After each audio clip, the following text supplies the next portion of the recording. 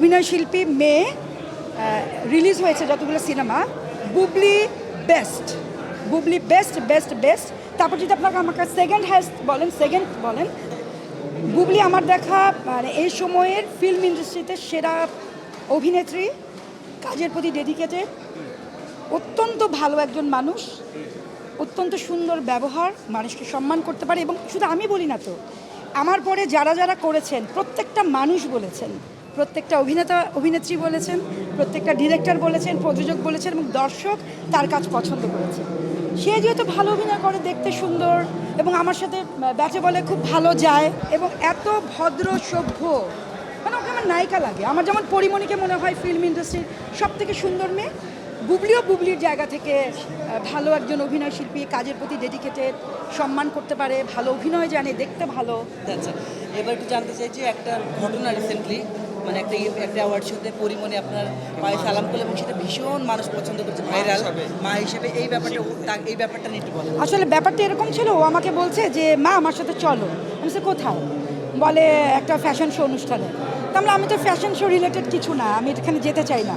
বলে এটা তো আমার বডি প্রেজেন্স এই অনুষ্ঠানটা। আমি আবার পিয়াল হোসেনকে অনেক আগে থেকে চিনি, ও খুবই ভালো একটা ছেলে, একদম 96 থেকে ওকে আমি চিনি।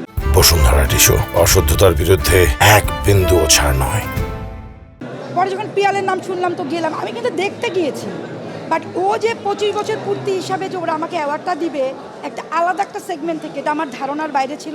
এবং ও যেভাবে বসে থেকে আমাকে দিয়েছে, আসলেই আমি অবাক হয়ে গেছি যে ও এত সুন্দর করে সম্মান করেছে আমাকে। আমার তো চোখে জল চলে এসেছিলো এবং আমি জানতাম না বিষয়টা, যেহেতু আমি একটুও জানতাম না। সো এটা অবশ্যই আমার অনেক ভালো লাগে। শাবনূর না হলে কি পরিমণি ওই জায়গাটা কাজ করতে আমি এখন এগুলো কিছুই বলবো না, আমি এই বিষয়ে কিছু বলতে চাই না। আমি আজকে ডিরেক্টরস গিল্ডের হয়ে এসেছি। জানতে চাই, যেহেতু পরিমণি এত বড় একটা মেয়ে, সে একজন অভিনেত্রী, আপনার মেয়ে, আপনি একজন নির্মাতা, আপনার অভিনেত্রী এবং নির্মাতা, আপনাদের দুজনের কখনো কাজ নিয়ে কোনো পরিকল্পনা আছে কি? নতুন চিন্তা করেছেন? না না না, ও তো ভালো অভিনয় করে, পরিকল্পনা তো অবশ্যই আছে।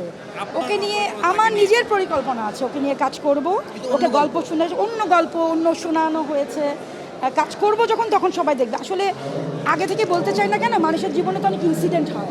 যেমন এই যে আমরা একটা ডিক্লারেশন দিলাম কিন্তু করতে পারছি না, এটা নিয়ে কেউ আমাকে ভুল বোঝে, আবার কেউ বোঝে না, কেউ হয়তো ঠিকঠাক বুঝে, বাট আমার তো খারাপ লাগে। সো আমি চাই যে সুন্দরভাবে যখন আমি কাজ করব, আমার শুটিংটা শেষ হবে, যেভাবে প্রহেলিকাতে আপনারা আমাকে দেখেছেন, শুটিং শেষ হওয়ার পরে জেনেছেন, আমি ওইভাবেই সবাইকে সুন্দর করে দেবো।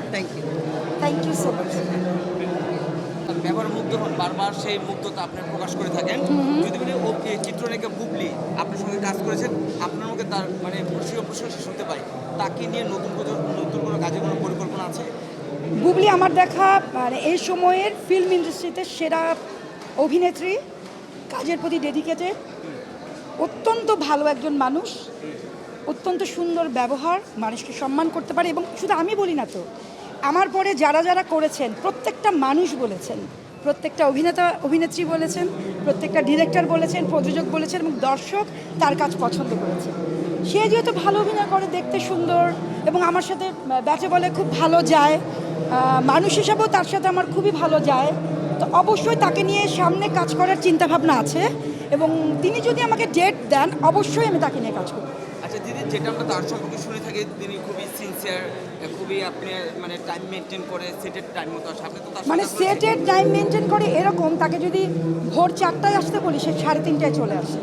মানে তার সাথে আমরা পারি না। আমার তো প্রহেলিকাতে প্রত্যেক দিন কল ছিল ভোর 4টায়, সে 3:30টায় মেকআপ নিতে বসতো এবং কোনো দিন তার হাতে আমরা ফোন দেখিনি, কোনো দিন না, নেভার অ্যান্ড এভার। এবং সে কাজের মধ্যে ছিল, সবাইকে সম্মান করা, কাজ শেষ, খাওয়া দাওয়া শেষ, সে চলে গেছে তার রুমে, আবার পরদিন ভোর 4টায় এসেছে এবং এত ভদ্র সভ্য, মানে ওকে আমার নায়িকা লাগে। আমার যেমন পরিমণিকে মনে হয় ফিল্ম ইন্ডাস্ট্রির সব থেকে সুন্দর মেয়ে, বুবলিও বুবলির জায়গা থেকে ভালো একজন অভিনয় শিল্পী, কাজের প্রতি ডেডিকেটেড, সম্মান করতে পারে, ভালো অভিনয় জানে, দেখতে ভালো।